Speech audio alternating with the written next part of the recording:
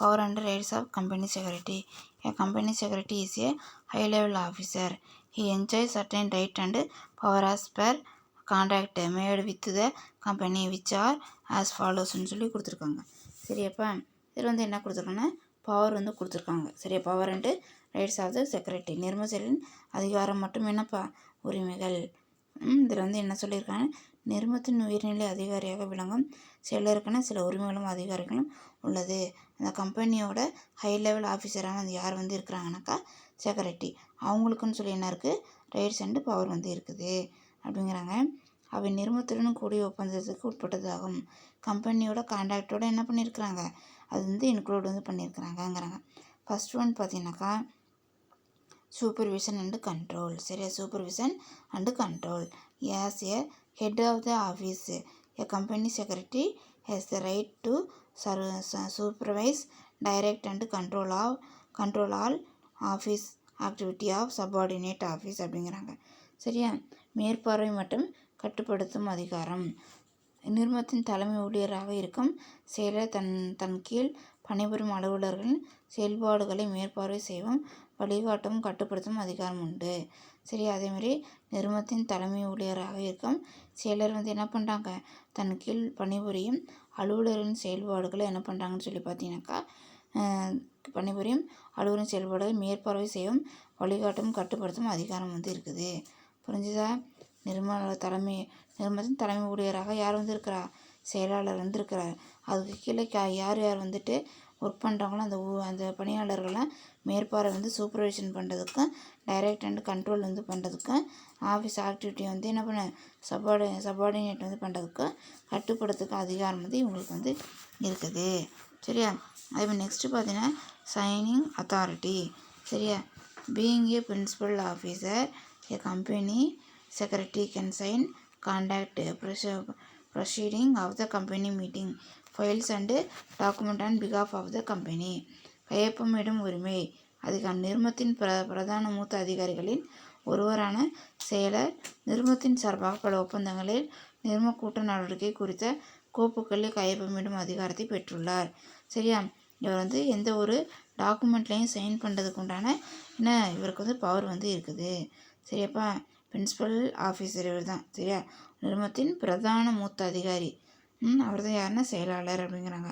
நிறுவனத்தின் சார்பாக எல்லா ஒப்பந்தத்துலேயும் கான்ட்ராக்ட்லேயும் அது கூட்டு நடவடிக்கையிலையும் என்ன பண்ணுறாங்க, கம்பெனி மீட்டிங்லேயும் ஃபைல்ஸ்லேயும் டாக்குமெண்ட்லேயும் சைன் பண்ணுறதுக்கு இவருக்கு என்ன இருக்குது, அதிகாரம் வந்து இருக்குது. நெக்ஸ்ட்டு பார்த்தீங்கன்னாக்கா என்னென்னு சொல்லிட்டு எக்ஸசைசிங் பவர் அப்படிங்கிறாங்க. அதிகாரத்தை செலுத்துதல். He has the right to exercise power as granted by board of director. அதிகாரத்தை செலுத்துதல். இயக்குனரவையில்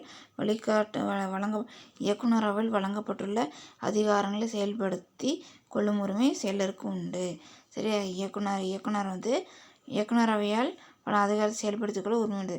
போர்ட் ஆஃப் டைரக்டர் வந்து என்ன பண்ணியிருக்காங்க, இவங்களுக்கு வந்து என்ன ரைட்ஸ் வந்து கொடுத்துருக்காங்களோ அதை வந்து அவங்க வந்து செயல்படுத்துறதுக்கு என்ன இருக்குது, அவங்களுக்கு வந்து ரைட்ஸ் வந்து இருக்குதுங்கிறாங்க.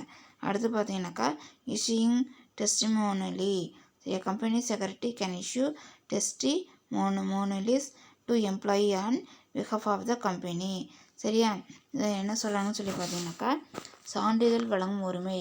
நிறுவனத்தின் சார்பாக ஊழியர்களுக்கு பல சான்று சாட்சியம் வழங்கும் அதிகாரம் செயலருக்கு உண்டு. சரியா, அதேமாதிரி பங்கு சான்றிதழ், ஊதிய சான்றிதழ் போன்ற சான்றிதழ்களை வழங்கும் அதிகாரம் செயலருக்கு உண்டுங்கிறாங்க.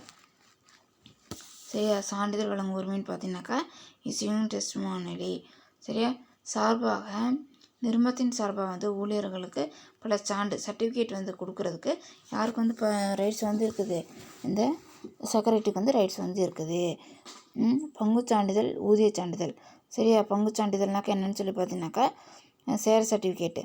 அதேமாதிரி நெக்ஸ்ட்டு பார்த்தீங்கன்னாக்கா என்னென்னு சொல்லிட்டு ஷேர் சர்டிஃபிகேட்டு, அதேமாதிரி ரெமுனரேஷன் சர்டிஃபிகேட் கொடுக்கறதுக்கு இவங்க வந்து பவர் வந்து இருக்குது. அதேமாதிரி claiming salary and damage. As per contract he has the right to claim his salary and other allowance. He can also take legal action against the company if there is any any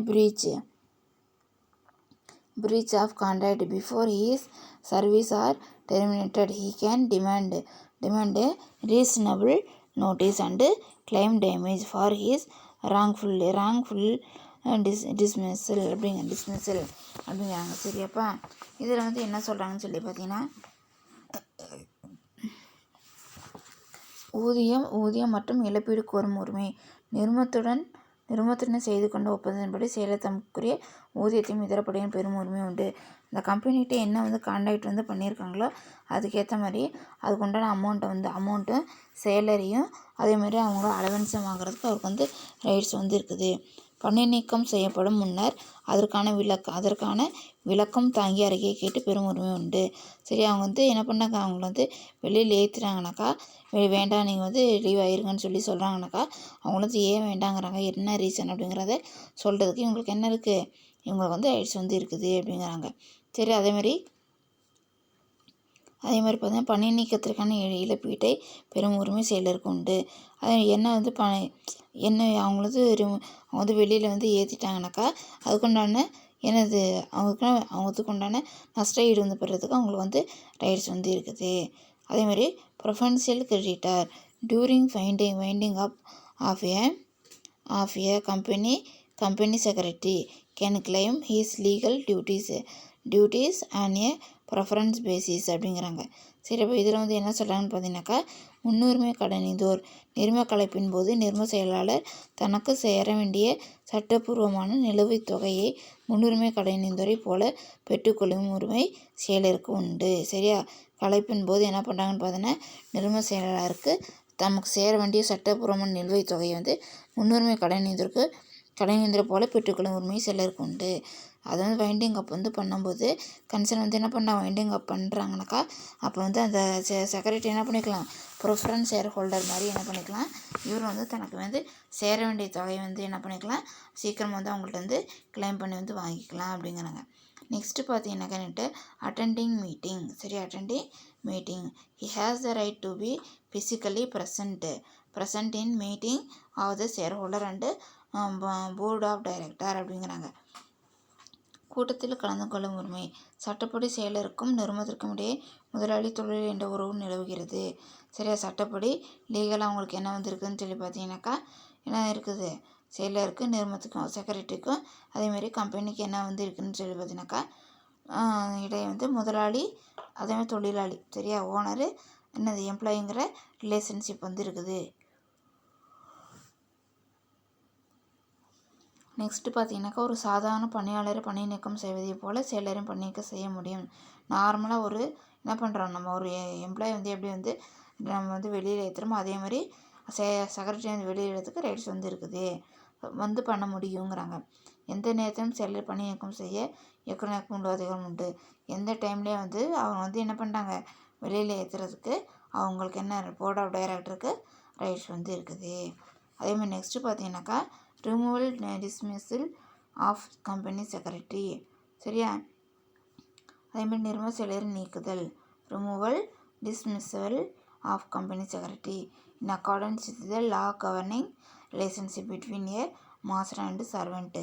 company secretary may be dismissed like an ordinary servant of a company. The board of director of a company has absolute direction to remove a company secretary or to terminate his service at any time for any reason or without any reason.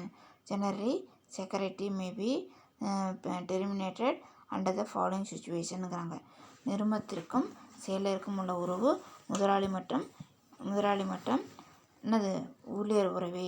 Master and யார் servant.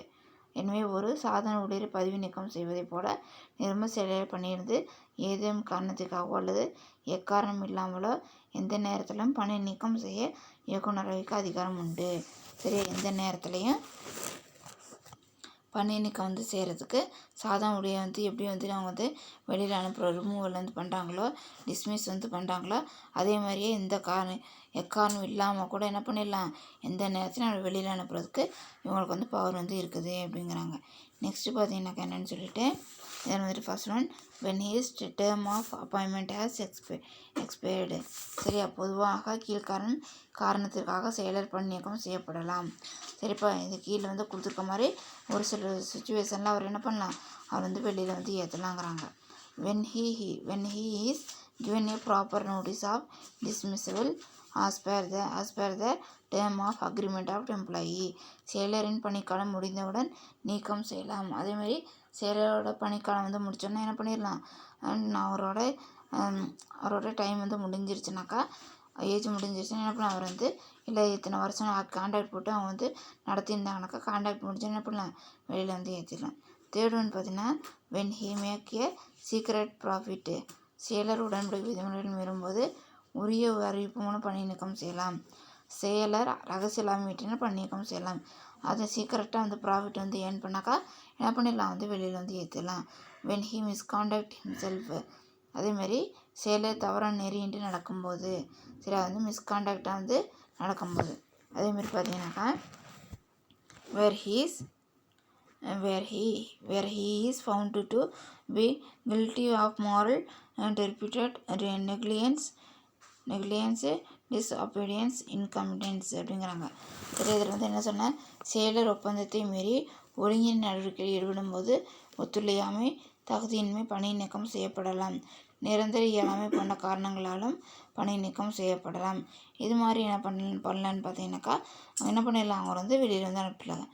where he suffer from permanent mental and physical disabilities அப்படிங்கிறாங்க. சரியா, நிரந்தர இயலாமை போன்ற காரணங்களை பணி நீக்கம் வந்து அவங்க வந்து செய்யப்படலாம். இந்த சுச்சுவேஷனில் என்ன பண்ணுவாங்கன்னு பார்த்தீங்கன்னாக்கா செக்ரட்டரி என்ன பண்ணிடுவாங்க, போர்ட் ஆஃப் டைரக்டர் வந்து ரிமூவ் வந்து பண்ணிடுவாங்க. சரியாப்பா, அதேமாதிரி பார்த்தீங்கன்னாக்கா இப்போ வந்து என்னென்ன பார்த்தோன்னு சொல்லிட்டு power and rights of the company. சரியா, அதுக்கு முன்னாடி என்ன பார்த்தோன்னு சொல்லி பார்த்தீங்கன்னாக்கா இதுக்கு முன்னாடி நான் ஸ்டேட்டரி பார்த்தோம், நான் ஸ்டேட்டரி ஃபங்க்ஷன்ஸ் வந்து பார்த்தோம். அதுக்கப்புறம் பார்த்தீங்கன்னாக்கா அதில் 3 டைப் வந்து கொடுத்துருத்தாங்க. என்னது அது பார்த்தீங்கன்னா functions in relation to director, functions in relation to shareholder, next functions in relation to office and staff, power and right to company secretary, removal dismissal of a company secretary. சரி, இது வந்து பார்த்த வரைக்கும் என்ன பண்ணுங்கன்னா படிங்க, படிச்சுட்டு doubt இருந்தால் ஃபோன் பண்ணி கேளுங்க. வீக்லி டெஸ்ட் எழுதி சென்ட் பண்ணுங்கள். தேங்க்யூப்பா.